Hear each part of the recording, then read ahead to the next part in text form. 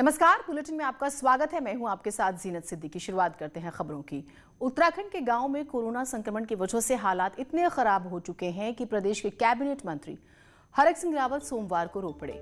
उनका कहना है कि कोरोना से हो रही मौतों को देखकर वो इतने विचलित हैं, कई अपनों को खो चुके हैं, कई कार्यकर्ताओं रिश्तेदारों को अपनी आंखों के सामने खोते हुए देखा है। कहा, गांव में हालात तो बहुत खराब हैं, शहरों में तब भी हालात संभल जाएंगे, लेकिन गांव का क्या होगा ये भगवान ही जाने। उत्तराखंड में मौतों की संख्या 4,500 से ज्यादा हो चुकी है। चिंताजनक बात, गांव में फैल रहा संक्रमण है, ना वहां पर बेहतर सुविधाएं हैं, ना कोविड टेस्ट हो रही है। ये बातें वो खुद कहते हुए नजर आए और फिर रो पड़े। इतने सारे हम लोगों ने अपने कार्यकर्ता, इतने सारे परिवार के लोग हमने खो दिए हैं। ये हम सब के लिए मैं सोचता हूँ बहुत इससे कुछ मतलब मैंने अपनी ज़िंदगी में कभी मैंने कहा ना कि अपनी ज़िंदगी में मैंने कभी मरते हुए नहीं देखा लोगों को। मेरी नानी की डेथ हुई, दादी की हुई, लेकिन मेरे सामने नहीं। मेरे हॉस्पिटल में सारे इलाज हो रहा, सब कुछ हो रहा, उसके बावजूद भी ऐसी स्थिति मैंने पहली बार देखी है। 3-4 दिन के अंदर देखा है कि ये 3-4 दिन के अंदर मैंने देखा कि ये गांव में स्थिति खराब हो गई है और जो शहरों में तो तब भी मैं सोचता हूँ लोग संभल जा रहे हैं। तो गांव और शहरों का फर्क वाकई बीच में आ रहा है। चंपावत जिले के लोहाघाट जेल में 4 कैदियों के साथ जेल प्रभारी भी कोरोना संक्रमित पाए गए हैं और इसके बाद प्रशासन में हड़कंप है।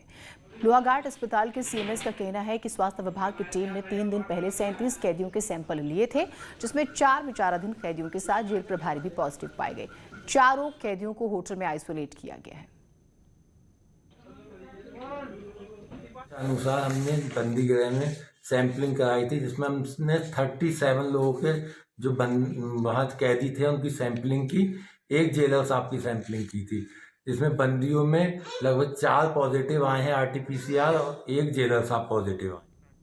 देहरादून के रायपुर स्थित कोविड केयर सेंटर को लेकर मंत्री गणेश जोशी के बाद अब विधायक विनोद चमोली ने भी सवाल खड़े किए।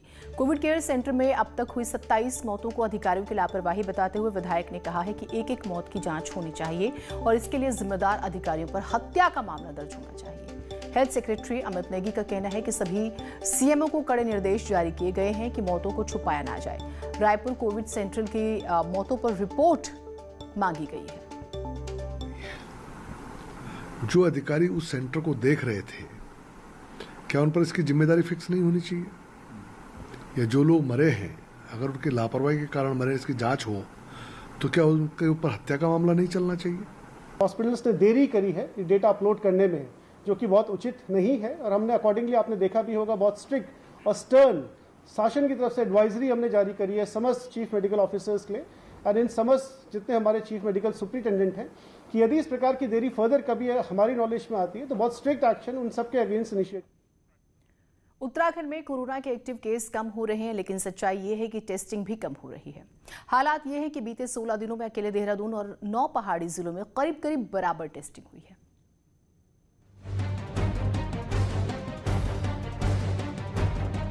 उत्तराखंड में क्या वाकई कोरोना के मामलों में कमी आ रही है या फिर टेस्टिंग ही कम की जा रही है? क्योंकि अगर टेस्टिंग कम होगी तो केस भी कम ही आएंगे। बीते 6 हफ्तों के आंकड़ों पर अगर नजर डालें तो राज्य में 10 से 16 मई तक 1,57,908 टेस्ट किए गए, जबकि उससे पहले हर हफ्ते में करीब 2,35,000 से ज्यादा टेस्ट हुए। वहीं 1 से 16 मई तक सिर्फ देहरादून में करीब 1,51,000 टेस्ट हुए, जबकि 1 से 16 मई तक 9 पहाड़ी जिलों में 1,62,000 टेस्ट किए गए। इतना ही नहीं, 5 पहाड़ी जिलों में कोरोना संक्रमण 20% से ज्यादा रफ्तार से फैल रहा है। मई की बात करते हैं तो 9 पर्वतीय जिलों में से 5 पर्वतीय जिले ऐसे हैं जहां पर संक्रमण दर 20% से ज्यादा है। पौड़ी 34.9%, पिथौरागढ़ 24.3%, टिहरी 22.9%, अल्मोड़ा 21.8% और रुद्रप्रयाग 20.8%। इसके अलावा चमोली लगभग 20% के आसपास यानी 19.4%। पहाड़ में टेस्टिंग हो ही नहीं पा रही है और सही आंकड़े सामने नहीं आ पा रहे हैं, लेकिन सरकार का कहना है कि जल्द हालात सुधरेंगे। जहां तक टेस्टिंग का सवाल है तो जो रैपिड टेस्टिंग हो रही है ये तो हर ज़िले और हर कस्बे में हो रही है, लेकिन जो RT-PCR टेस्टिंग है वो चमोली ज़िला, रुद्रप्रयाग ज़िला और पौड़ी ज़िला और आधा टिहरी ज़िला, इसकी जितनी भी सैंपलिंग आती हैं वो आते हैं मेडिकल कॉलेज श्रीनगर में, और कुमाऊं के जितने भी केस आते हैं वो आते हैं मेडिकल कॉलेज हल्द्वानी में। तो थोड़ा इसमें अभी 3-4 दिन का समय लग रहा है। तो स्पष्ट है कि टेस्टिंग हो रही है, और टेस्टिंग होने के बाद, और अभी हकीकत तो ये है कि चूँकि अभी ये 7 दिन का हम लोगों ने पहला कोविड कर्फ्यू लगाया था और चेन को तोड़ने के लिए मिनिमम 14 दिनों की आवश्यकता बताई जाती है, तो अभी आप देखिएगा कि दूसरे फेज के बाद परिणाम आपको बहुत, हमारी जो संभावना है बहुत अच्छे परिणाम निकले। आंकड़ों से साफ है कि कोरोना को लेकर हालात बहुत अच्छे नहीं हैं। जरूरी है कि टेस्टिंग की संख्या बढ़ाई जाए और लॉकडाउन का कड़ाई से पालन कराया जाए, जिससे कोरोना को काबू में किया जा सके। देहरादून से न्यूज़ 18 के लिए दीपांकर भट्ट की रिपोर्ट। कोरोना संक्रमण के बाद मरीजों में तेजी से ब्लैक फंगस के मरीज बढ़ते जा रहे हैं। ऋषिकेश एम्स में ब्लैक फंगस के चलते एक मरीज की मौत हो गई, जबकि 19 मरीजों का इलाज चल रहा है। लगातार बढ़ते मामलों को देखते हुए एम्स के निदेशक ने 15 सदस्यीय टीम का गठन किया, जो इस नई बीमारी के उपचार पर नजर बनाए हुए है।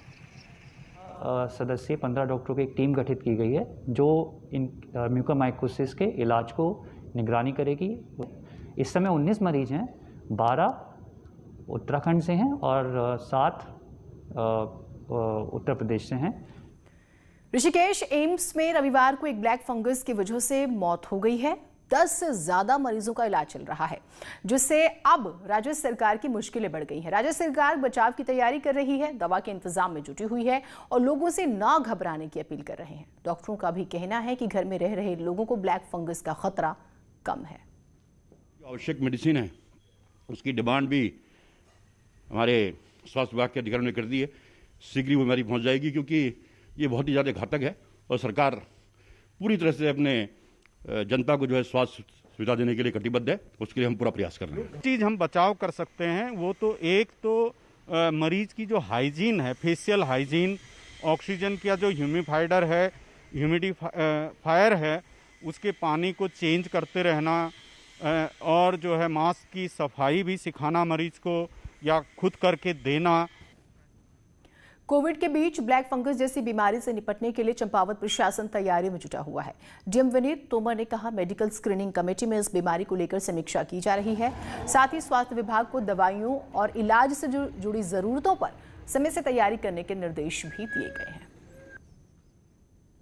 देखिए, हमारी जानकारी में भी आ चुका है कि पूरे देश में ही इस प्रकार के केस भी आ रहे हैं और उत्तराखंड में भी कुछ केस आ चुके हैं देहरादून में।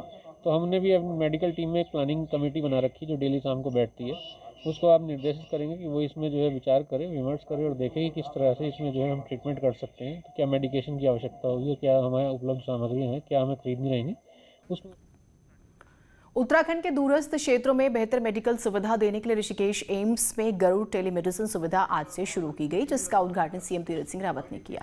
पहाड़ों पर रह रहे लोगों को ऋषिकेश एम्स के अनुभवी डॉक्टरों का घर बैठे इलाज मिल सकेगा।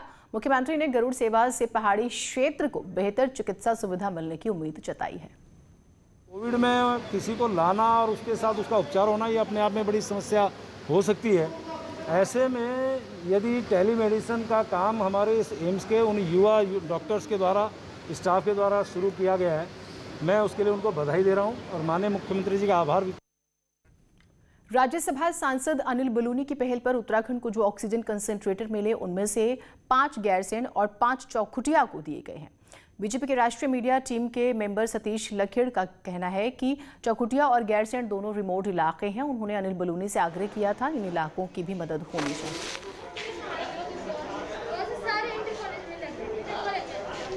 कि हमारे क्षेत्र के श्री सतीश लखेड़ा राष्ट्रीय मीडिया टीम में सदस्य हैं और उनके द्वारा प्रयास करके माननीय अनिल बलूनी के से गैरसैंण सामुदायिक स्वास्थ्य केंद्र के लिए, कर्णप्रयाग उप जिला चिकित्सालय के लिए, चौखुटिया सामुदायिक स्वास्थ्य केंद्र के लिए, रानीखेत सामुदायिक स्वास्थ्य केंद्र के लिए ये ऑक्सीजन उपकरण उपलब्ध कराए गए हैं। काशीपुर में कोरोना कर्फ्यू और लॉकडाउन के बाद मरीजों की संख्या में गिरावट दर्ज हुई है। स्वास्थ्य विभाग के आंकड़ों के अनुसार पिछले एक सप्ताह में गिरावट दर्ज हुई है। कड़ाई से लॉकडाउन का पालन होने की वजह से मरीजों की संख्या कम हुई है। साथ ही जो कोरोना पॉजिटिव मरीज भर्ती हुए थे उनमें से ज्यादातर मरीज ठीक हो गए हैं, जिससे रिकवरी के आंकड़े भी ठीक हुए हैं। बात है, पहले से पिछले एक हफ्ते से हमारे काशीपुर में कोविड के केसेस में काफ़ी गिरावट आई है और इसका सभी श्रेय लॉकडाउन को जाता है। और जिस तरीके से हमारी पुलिस टीम इतना अच्छा कार्य कर रही है कि वो दिन रात एकजुट होकर हर जगह पे पूरा चेकिंग अभियान चला रही है, समय समय पे सबको देख रही है कि मास्क का पूरा प्रयोग कर रहे हैं, सोशल डिस्टेंसिंग मेंटेन कर रही है। उत्तराखंड में जैसे जैसे कोरोना संक्रमण फैल रहा है, लोग मास्क की गंभीरता को समझते हुए मास्क पहनकर ही घर से बाहर निकल रहे हैं। प्रदेश भर में मास्क न पहनने पर चालान कटने की संख्या दरअसल कम हुई है। दुकान से लेकर मंडी तक अब भी सोशल डिस्टेंसिंग का पालन जो लोग नहीं कर रहे हैं उनके चालान काटे जा रहे हैं। अकेले मास्क ना पहनने से अगर आप देखें, अभी तक जो आंकड़े आ रहे थे, करीब रोजाना 400 लोगों के चालान काटे जा रहे थे, जबकि सोशल डिस्टेंसिंग का आंकड़ा जो है, जो लापरवाही कर रहे हैं उसमें 7,000 से ज़्यादा लोगों के चालान काटे गए। शुरुआती दौर में ज़्यादातर चालान हमारे मास्क नहीं पहनने के होते थे और सोशल डिस्टेंसिंग के कम होते थे, किंतु ऐसा लगता है कि जितना खतरनाक ये वेव आई तो लोगों ने मास्क पहनना तो शुरू कर दिया है। क्योंकि आज का मेरा डाटा जो है 15 तारीख का, वो बड़ा एस्टोनिशिंग है कि मास्क नहीं पहनने पे पूरे राज्य में सिर्फ 360 चालान हुए, जबकि सोशल डिस्टेंसिंग का पालन नहीं करने पे आज भी 8,559 चालान। खटीमा में 100 बेड के सिविल अस्पताल में कोविड व्यवस्थाओं को लेकर विधायक पुष्कर धामी ने प्रशासन के साथ बैठक की। इस दौरान विधायक ने पीपीई किट पहनकर कोविड मरीजों का हालचाल जाना। इस दौरान विधायक धामी ने कहा है कि कोविड केयर सेंटर में दवाइयां, बेड, ऑक्सीजन, रेमडेसिविर के साथ ही स्टाफ की कमियों को दूर करने पर भी हम मंथन कर रहे हैं। यहाँ पर सीमांत में जो कोविड का हॉस्पिटल चल रहा है उसकी क्षमता को बढ़ाने के लिए और उसमें कुछ स्टाफ संबंधी जो कमियाँ हैं उनको दूर करने के लिए और कुछ हमारे जो दवाइयाँ शॉर्टेज हो रही हैं, इस समय में दवाइयाँ नहीं मिल पा रही हैं, रेमडेसिविर के इंजेक्शन नहीं मिल पा रहे हैं, हेपेरिन नहीं मिल पा रही है, इन सबकी उपलब्धता कैसे हो उसको सुनिश्चित करने के लिए बैठक बुलाई गई थी।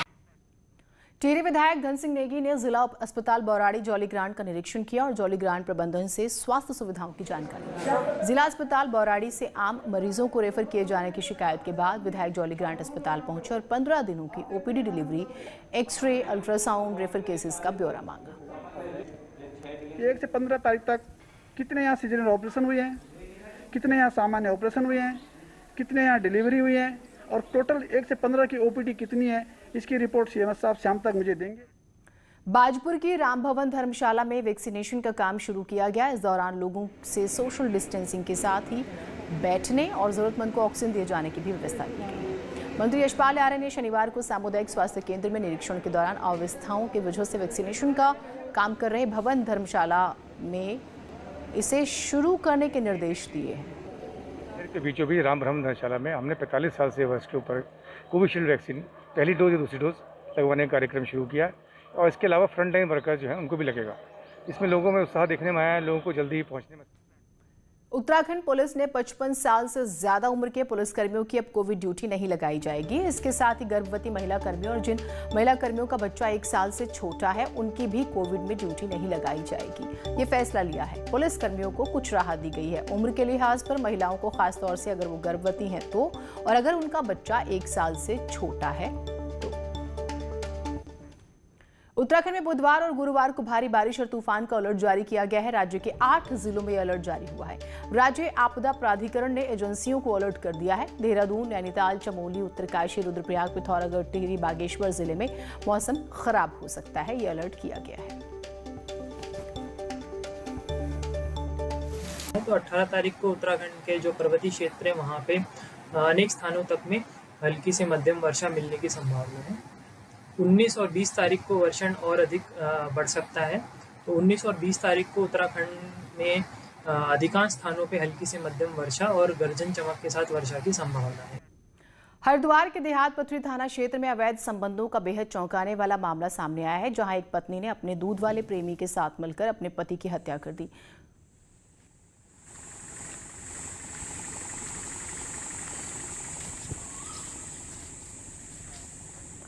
हरिद्वार के देवपुरा स्थित हिमगिरी होटल के एक कर्मचारी की बेरहमी से पिटाई का मामला सामने आया है। कर्मचारी को इतनी बेरहमी से पीटा गया कि वो लहूलुहान हालत में एक होटल के कमरे में मिला। बताया जा रहा है कि होटल में गाजियाबाद से आए 2 युवक और एक युवती ठहरे हुए थे, जो रात से ही फरार थे। घटना की खबर पाकर नगर कोतवाली पुलिस मौके पर पहुंची। घायल को इलाज के लिए अस्पताल भेजा गया। पुलिस का कहना है कि घायल अभी बात करने की स्थिति में नहीं है। आगे की कार्रवाई की जाएगी जांच के बाद। पहुंचाई है उन लड़कों ने, तो जैसे ही ये भी ठीक होता है तो ये बताएगा कि असली मैटर क्या था, उसके उपरांत थी और जो भी नियमानुसार कार्रवाई हुई वो 39 से मेरे पास फ़ोन आया कि आपके भाई के ऐसे हिमगिरी होटल में उसने यात्रियों ने मारपीट करी। मैं तुरंत आया, देखा तो बहुत खतरनाक है। ऐसे में रामनगर के उदयपुरी चोपड़ा की नहर में एक अज्ञात शव मिलने से सनसनी फैल गई है। इस शव के सिर और पैरों पर चोट के निशान भी मिले। पुलिस ने शव को कब्जे में लेकर शिनाख्त के लिए भेज दिया है। पुलिस का कहना है कि शव नहर में बहकर यहां तक पहुंचा। हर एंगल से जांच की जा रही है। ये लगता है कि कोई अज्ञात डेड बॉडी कहीं से बहकर उदयपुरी चोपड़ा के पास एक पर बहकर रुक गई है और 37 साल की उम्र उसकी लग रही है और उसके सर पर हल्की से चोट के निशान है और हाथ पैरों में भी खरोच के निशान है। उसका पंचायतनामे की कार्रवाई हमारे द्वारा कर दी गई है। डेड बॉडी की शिनाख्त अभी तक नहीं हुआ। रामनगर में कोसी नदी से उपखनिज ला रहा एक डंपर अनियंत्रित होकर पलट गया, जिसमें डंपर ड्राइवर की मौत हो गई।